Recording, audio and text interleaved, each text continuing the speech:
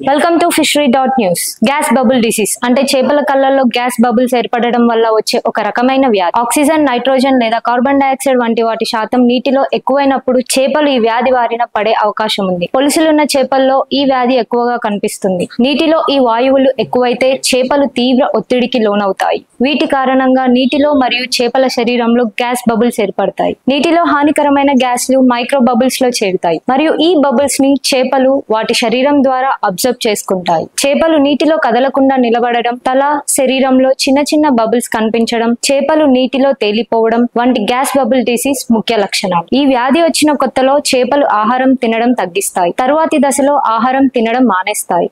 ఆపై చేపల శరీరం మరియు కళ్ళల్లో బబుల్స్ కనిపిస్తాయి. చేపలు ఈ వ్యాధికి గురైనప్పుడు నీటి ఆక్సిజన్ స్థాయి అదుపులో ఉంచడానికి ఆక్సిజన్ పంప్ ఉపయోగించాలి. నీటి ఉష్ణోగ్రతను సాధారణ స్థాయికి తీసుకురావాలి. చేపలు ఎక్కువ ఒత్తిడికి గురవకుండా చూసుకోవాలి. నీటిలో గ్యాసెస్ స్థాయిని పరిశీలించాలి. తరచూ నీటి నాణ్యతని గమనిస్తూ వాయువులు అధికం కాకుండా చూసుకుంటే మీ చేపలను ఇటువంటి వ్యాధుల బారిన పడకుండా కాపాడవచ్చు. Follow fishery.news for more updates.